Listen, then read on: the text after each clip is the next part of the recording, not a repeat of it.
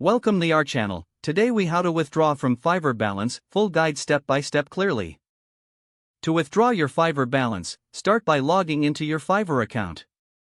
Once logged in, navigate to the top right corner of the homepage.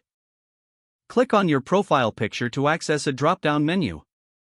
From this menu, select Earnings. In the Earnings section, you will see your available balance. Review the funds you wish to withdraw. Now, look for the Withdraw button. Click on Withdraw, and a list of withdrawal options will appear. Choose your preferred withdrawal method. Fiverr typically offers several options such as PayPal, Fiverr Revenue Card, or bank transfer. Select the option that suits you best. If you choose PayPal, ensure your PayPal account is linked to your Fiverr account.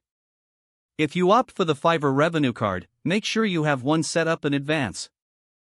For bank transfers, you will need to input your bank details. After selecting your method, enter the amount you wish to withdraw. Double-check all the information for accuracy. Once everything is confirmed, click on the Withdraw button again to finalize the process.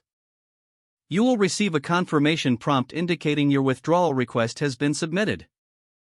Keep in mind that processing times may vary depending on the withdrawal method chosen. Your funds should appear in your chosen account within the specified time frame. If you encounter any issues, return to the Earnings section for support or contact Fiverr support directly.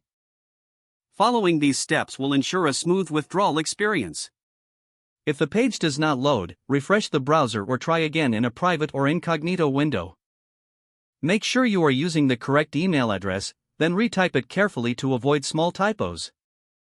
If your password is not accepted, use the Reset option and create a new strong password you can remember. Check your spam folder for verification or security emails, then complete any requested confirmation steps.